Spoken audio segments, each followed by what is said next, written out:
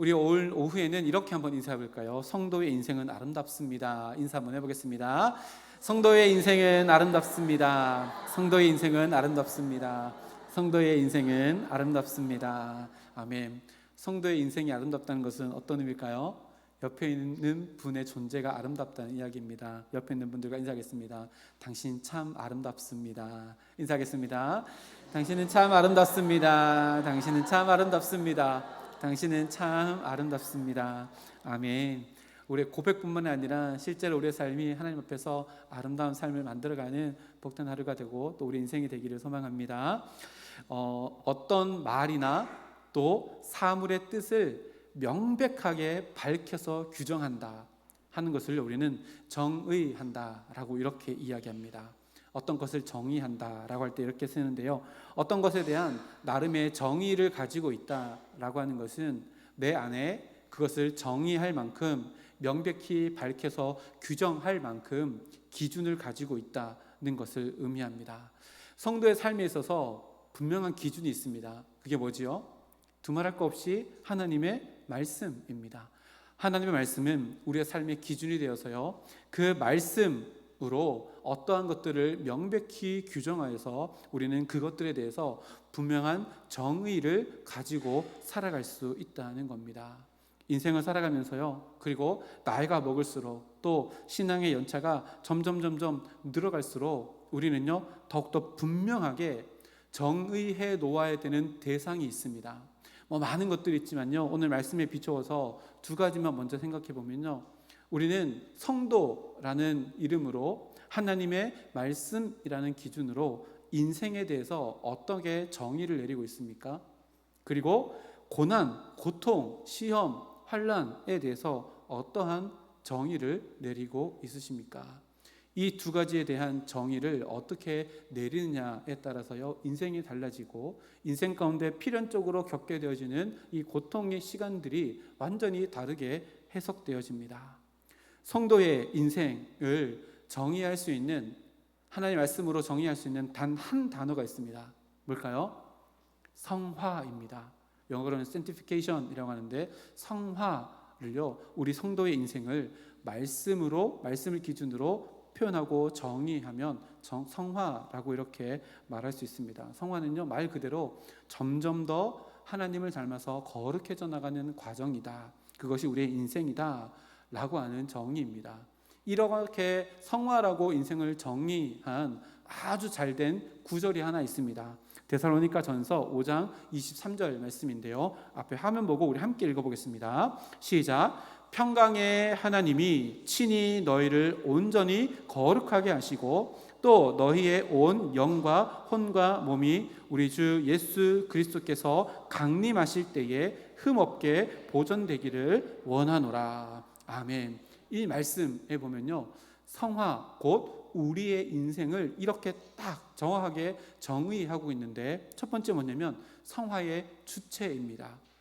성화의 주체가 누구예요? 평강의 하나님. 우리가 점점 거룩해져 나가는데 그렇게 우리를 거룩하게 만들어 나가는 주체가 누구인가? 평강의 하나님이 우리의 인생을 붙들어서 거룩하게 나가는 주체다 라고 이렇게 사도 바울이 정리하고 있고요. 두 번째로 성화의 대상이 누구예요? 우리입니다. 너희를 이라고 되어 있는데, 모든 성도들을 하나님께서 거룩하게 빚어 가신다 라고 이렇게 이야기합니다. 그리고 성화의 기간 또 나오는데요, 언제까지예요? 예수님께서 이 땅 가운데 강림하실 때, 곧 재림하실 때까지 우리는 성화의 과정을 성화의 주체 되시는 하나님의 인도하심 따라 이루어져 간다는 겁니다. 그러면 성화의 목표가 뭘까? 마지막 줄에 흠 없게 보존되는 데까지, 이것이요 성화의 목표입니다. 그래서 이 데살로니가전서 말씀은요, 우리의 인생을 하나님의 말씀에 기준하여서 가장 잘 정의한 우리들의 삶입니다. 그래서요, 성화의 주체도, 성화의 대상도, 성화의 기간도, 또 성화의 목표까지도 너무나도 잘 정의되어져 있는 구절입니다. 이 구절을요, 하실 수만 있다면 꼭 암송하셔서 내 인생이 이런 인생을 지금 과정을 겪고 있지 라고 스스로에 대한 또 내 삶에 대한 분명한 정의를 꼭 가지고 살아가는 우리가 되시기를 주님의 이름으로 축복합니다. 그리고 또 한 가지 있습니다. 오늘 말씀에 근거하여서요, 베드로가 오늘 말씀을 기록하면서 인생에 대해서 무엇인가, 그리고 인생을 살아가면서 필연적으로 우리가 경험하게 되어지는 환난, 고통에 대한 정의를 성화라는 큰 개념 아래에서 오늘 말씀 가운데 정의해 놓았습니다. 그래서 오늘 말씀을 우리가 묵상하면요, 내 인생의 고통을 이렇게 정의해야 되는구나 라고 하는 것을 알게 되어집니다.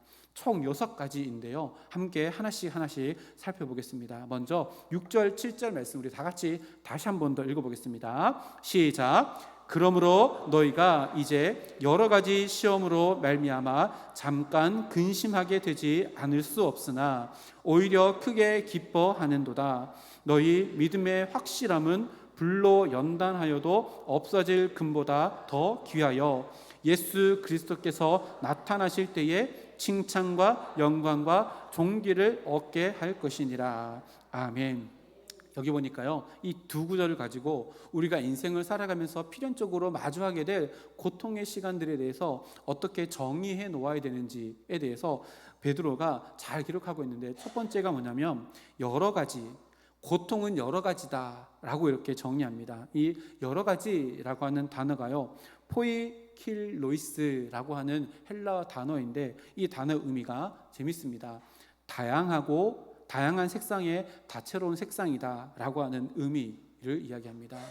베드로가요, 고통을 정의하는데, 고통은 오색 빛깔 찬란한 다채로운 색깔을 가지고 있어 라고 이렇게 정의합니다. 무슨 말일까요? 고통은 한 가지가 아니라 여러 가지란 말입니다.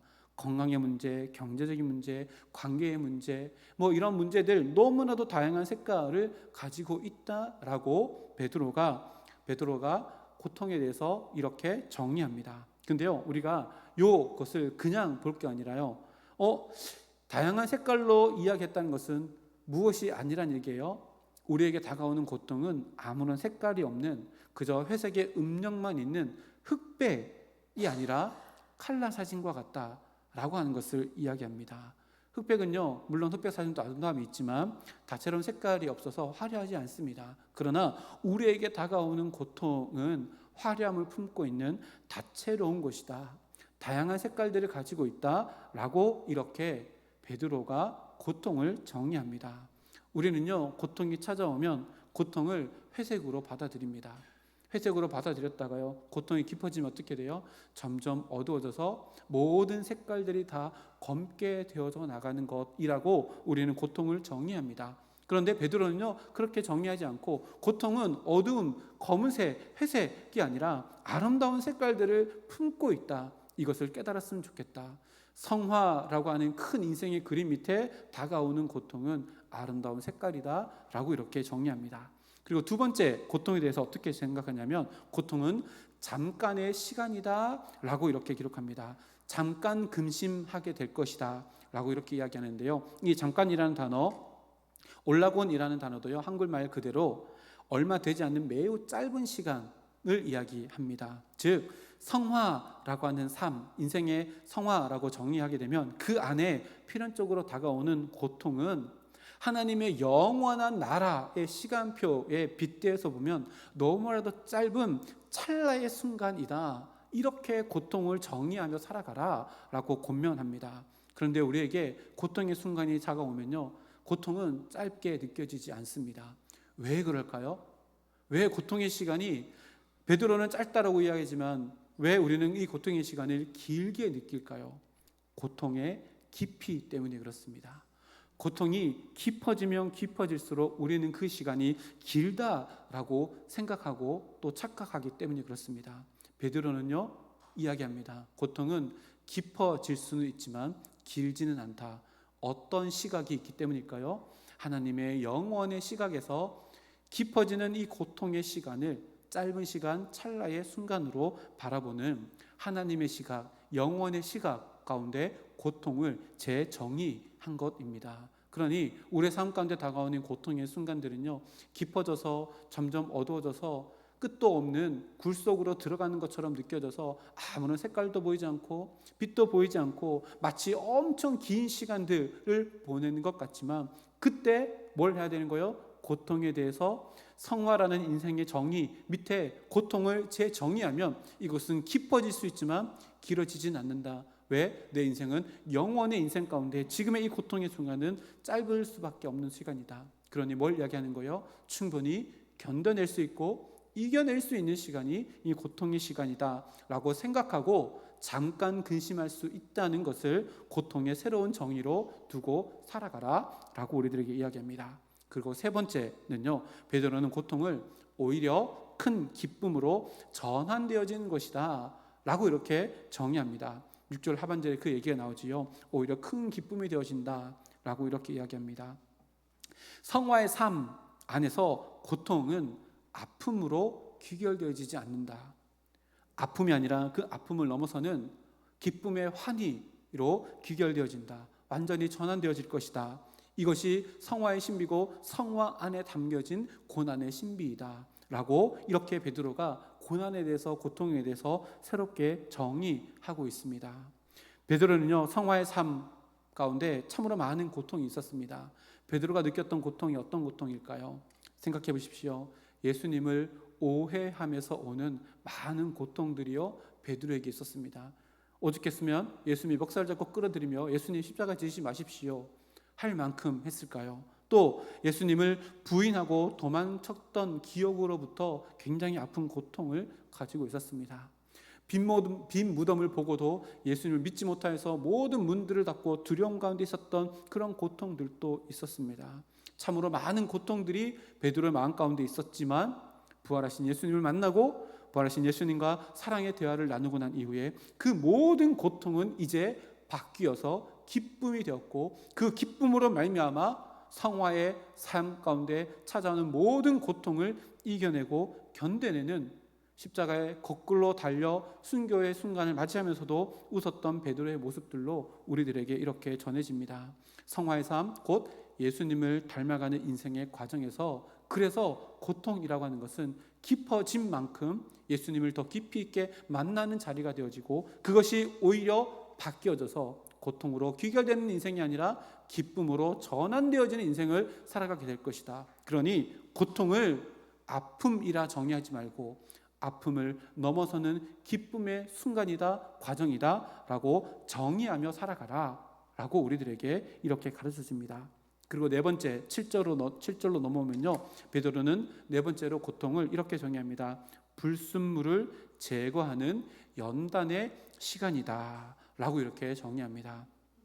연단하다 라고 하는 단어가요, 조사하다, 검증하다, 재련하다 라고 하는 뜻인 도키마조에서 이렇게 파생된 단어입니다. 그래서 이 단어의 원래 뜻이 뭔가 봤더니요, 시험이나 연단이 주는 고통은 단순히 고생시키는 것이 아니라 금속을 재련하는 재련사가 금의 순도를 높이기 위해서 불 속에 놓고 관찰하고 정교하게 순금을 만들어 나가는 그 과정을 연단하다라고 하는 단어를 쓴다고 합니다. 그러니 고통을 통해서 하나님께서 우리를 연단하셔서 그 연단을 과정을 지나가면서 아프고 힘들지만 그것이 우리를 힘들게 하기 위한 것이 아니라 우리를 믿음의 확실함, 곧 진짜 믿음, 순전한 믿음으로 빚어나가는 단계이니 이렇게 고통을 정의하고 그 연단의 과정을 묵묵히 기다리며 우리에게 믿음의 확실한 순금과 같은 정금 같은 믿음이 우리에게 주어질 것이다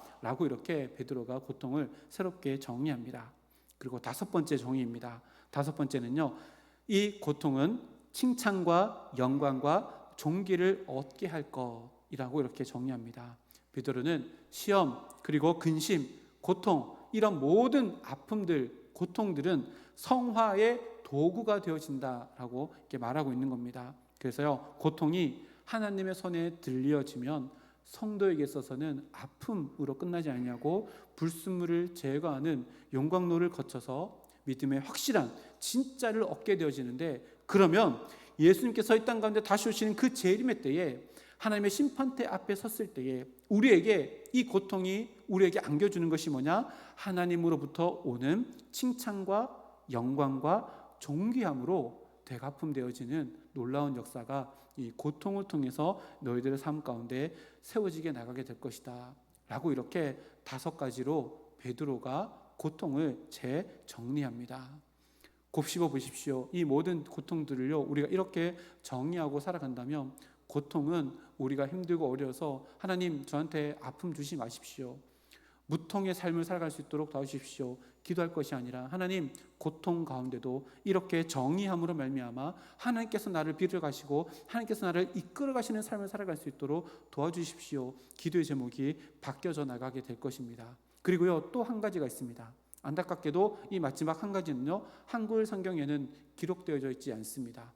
원어에는 있는데요, 그리고 영어 성경에는 있는데 한글 성경에는 이 부분이 쏙 빠져 있습니다. 뭐냐면요, 6절 말씀을 다시 보면 괄호 안에 제가 넣어서 읽어드릴게요.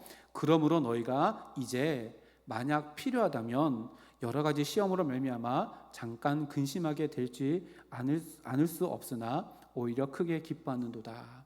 여기 보면 데이온이라고 하는 헬라어가 있는데 한국말에서는 정확하게 번역하지 않았습니다. 뉘앙스만 이렇게 넣어놨는데 그 뜻이 뭐냐면 만약 필요하다면, 영어로는 if necessary 이렇게 되어 있는데요, 만약 필요하다면. 그래서요, 베드로는 이 구절을 통해서 고통을 어떻게 정리하는 거예요? 고통은 우리들에게 필요한 것이다. 고통은 우리들에게 필요한 것이다 라고 6번째로 정의합니다.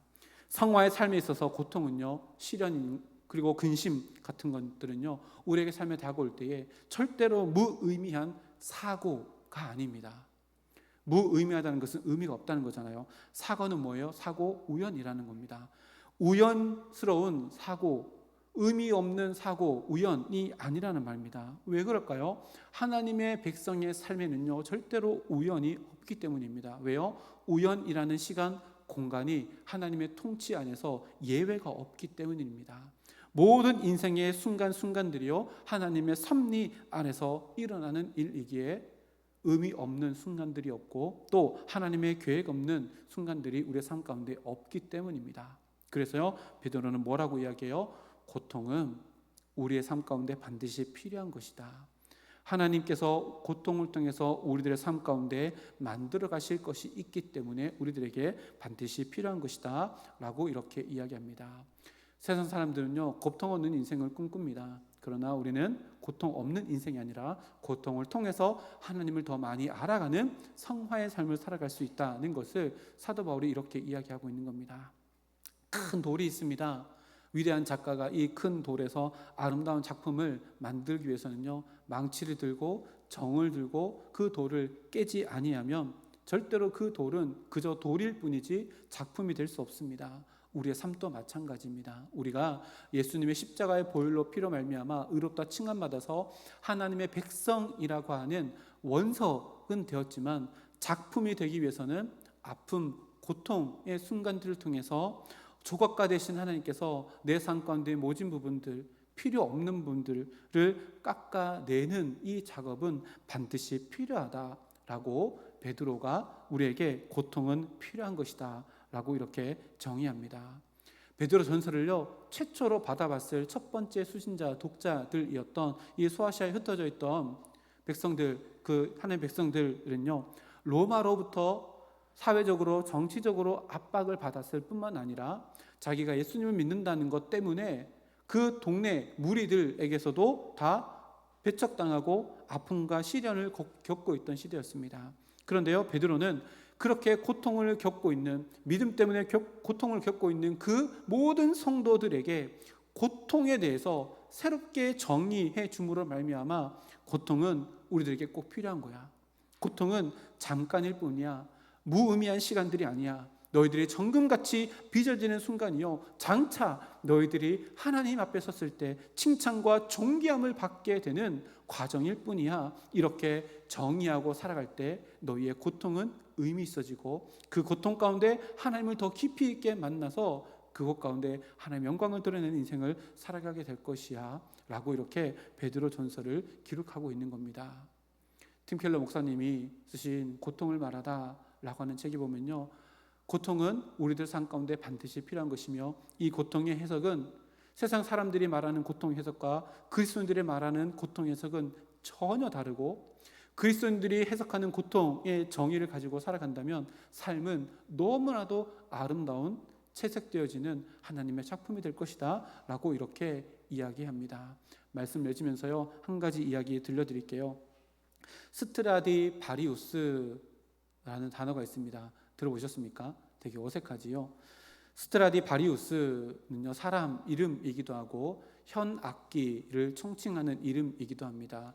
17세기, 18세기에 유럽에서 만들어진 현악기, 되게 유명한 브랜드가 있는데요, 아마티라는 게 있고 콰르데리라는 게 있고 과다니니라고 하는 현악기들이 있는데, 17세기, 18세기 이탈리아 크레모나에서 만들어진 모든 현악기들을 총칭해서 스트라디바리우스라고 이렇게 이야기합니다. 저기 앞에 있는 바이올린이 바로 그 바이올린인데요, 이 바이올린이 한국 사람들에게 알려지게 되어지고 또 유명하게 되어진 사건, 한 인물이 있습니다. 누구냐면 한국 출신이고요, 세계적인 바이올리니스트가 있는데 한수진이라는 분입니다. 혹시 아십니까? 2년인가 3년 전에요, 새롭게 하소서 프로그램 나와서 간증했던 기독교인입니다. 이분은, 한수진 씨는요, 한쪽 귀, 왼쪽 귀가 들리지 않습니다. 근데요, 한쪽 귀가 들리지 않는 것 때문에 오히려 불편한 것이 아니라 한쪽 귀로만 들으면서 사람들이 듣지 못했던 음들을 듣게 되어지고, 또 자기가 바이올리니스트에서 음을 만들 때 양쪽 귀가 아니라 한쪽 귀를 통해서 자기가 원하는 음을 만들어서 굉장히 오묘한 자기만의 색깔의 음을 만들어서 세계적인 바이올리니스트가 되었습니다. 이 바이올리니스트가요, 이 스트라디바리우스라는 그 바이올린을 소장하고 있는 사람이, 이분이 너무나도 악기를 잘 다뤄서 평생토록 기한 없이 이것을 당신에게 임대해 주겠습니다 라고 임대를 해줬답니다. 이 바이올린이 얼마짜리인지 아십니까? 200억이 넘는 바이올린입니다. 300년 가까이 된 바이올린인데요, 그것을 무상으로 기한 없이 이분이 너무너무 잘 바이올린을 하니까 무상으로 해서 사용합니다. 그래서 우리나라에서 스트라디바리우스라고 하는 바이올린이 알려지게 되었고, 17세기, 18세기에 크레모나에서, 이탈리아에서 만들어진 바이올린이 이렇게 유명하구나 라고 알려졌는데요, 제가 검색해봤더니 뉴스에 나왔더라고요. SBS 뉴스 영상인데요, 한 1분 58초 정도 되는데 한번 보고 말씀 나누겠습니다.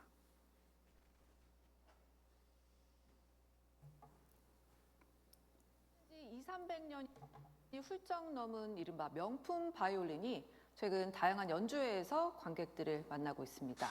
활로 한번 그었을 때부터 뭔가 달랐다는 게 연주자들 얘긴데요. 바이올리니스트 한수진은 명품 바이올린의 대명사인 1666년산 스트라디바리우스를 연주하는 걸로 유명합니다. 따뜻하게 감싸는 듯한 소리는 큰 콘서트홀에서 위력이 나옵니다. 소리가 대포처럼 크다라고는 할 수 없지만 뚫고 나가는 그 바이브레이션이 되게 강렬해요. 일반 악기와 소리에서 어떤 차이가 날까?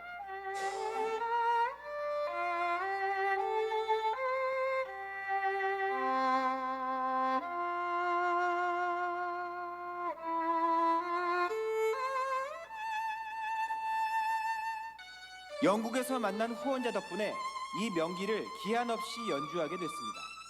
늘 상상으로만 그리던 그 소리를 내주더라고요. 그래서 그 감동과 행복감은 이루 말할 수가 없고요. 차이콥스키 콩쿠르 한국인 최연소 수상자인 김동현은 1763년 파르마산 과다니니와 8년째 함께하고 있습니다. 그냥 활로 이렇게 쓱 한번 그었을 때부터 뭔가 다르다는 게 느껴졌습니다. 16살 때 금호문화재단 오디션을 통과하면서 함께한 동행은 30살까지 계속됩니다. 앉아서 이륙하기 전까지 계속 그쪽을 쳐다보고 있어야 돼요. 이제 누가 혹시나 뭐 함부로 다루지는 않는가. 외국 경매에서 200억 원 안팎의 가격으로 낙찰된 사례들이 있는 전설의 바이올린들은 17세기부터 18세기 사이에 제작됐습니다. 네, 뒤에 있는 건 제가 잘랐는데, 이 바이올린이 17세기, 18세기에 만들어졌는데요, 스트라디바리우스, 아까 남자분이 갖고 있던 거는 과다니니라고 하는 그거였는데, 그것도 180억인가 뭐 이렇게 하는 바이올린이라고 해요. 우리나라 이 악기 그 바이올리니스트들이 세계적인 영주를 해서 이것을 무상으로 제공받아서 평생토록 이것을 쓸 수 있게 됐다고 하는데요. 과학자들이요 궁금했나 봐요. 왜 17세기, 18세기 이탈리아에서 만들어진 이런 종류들의 현악기들이 탁월한 음악을 만들어낼 수 있을까? 어떻게 이 음악을 만들어낼 수 있을까? 그 비밀이요 늘 수수께끼였다고 해요. 근데 이것이 풀려졌는데 그 비밀이 뭐냐면 17세기, 18세기 그때 당시에 이탈리아 그 지방에는 70년 동안 이전에 없었던 유례없는 혹한기가 계속되었다고 합니다. 계속 추웠던 거예요.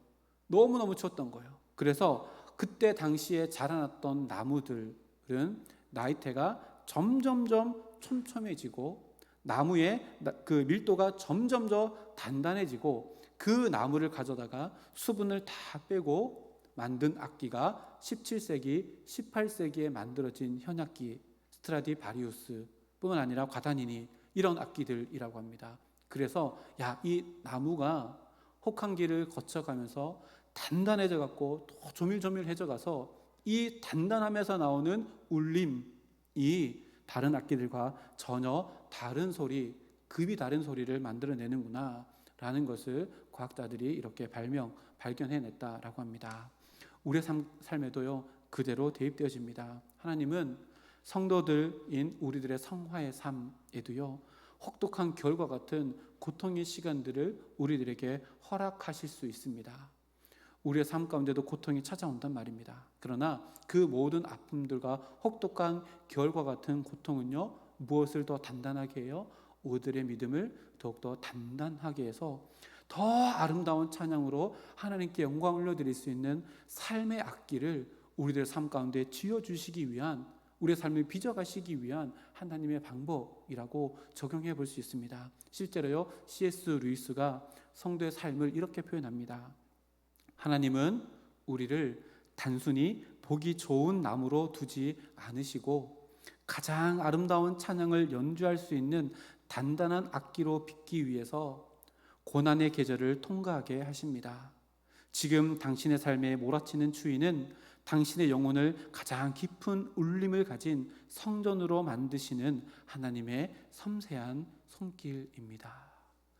C.S. 루이스가 영국 작가인데요 표현을 너무너무 아름답게 잘 했지요.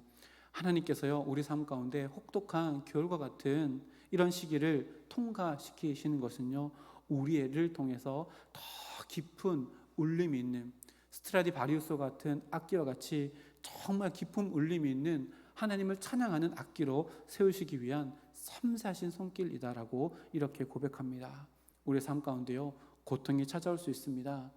그러나 성화의 삶을 기준 삼아서 그 고통을 베드로가 재해석했던 것처럼 이런 정의들을 가지고 우리를 삶을 살아갈 수 있다면 우리는요 내 삶의 고통의 순간에도 가장 깊은 울림이 있는 스트라디바리우스와 같은 아름다운 선율의 목습으로 우리의 삶 가운데 하나님께 더 아름다운 찬양을 올려드릴 수 있는 귀한 인생이 될 줄 믿습니다. 우리 일주일의 삶 가운데 매일매일의 순간 가운데 또 남은 인생 가운데 고통이 찾아올 때마다 이렇게 고통을 재정의하고 내 삶 가운데 더 부드럽고 더 깊이 있고 더 아름다운 깊은 울림으로 하나님을 찬양하리라 결단하고 그렇게 살아갈 수 있는 우리 모두가 되기를 주님의 이름으로 축복합니다. 함께 기도하겠습니다.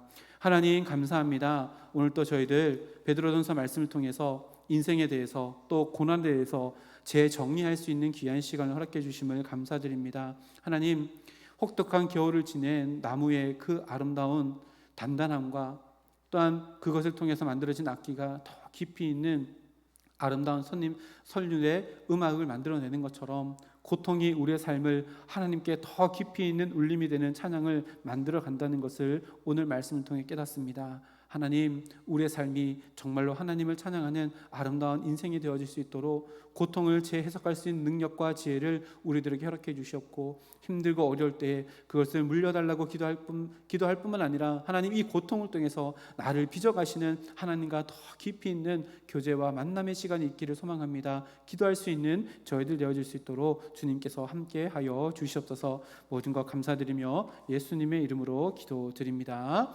아멘.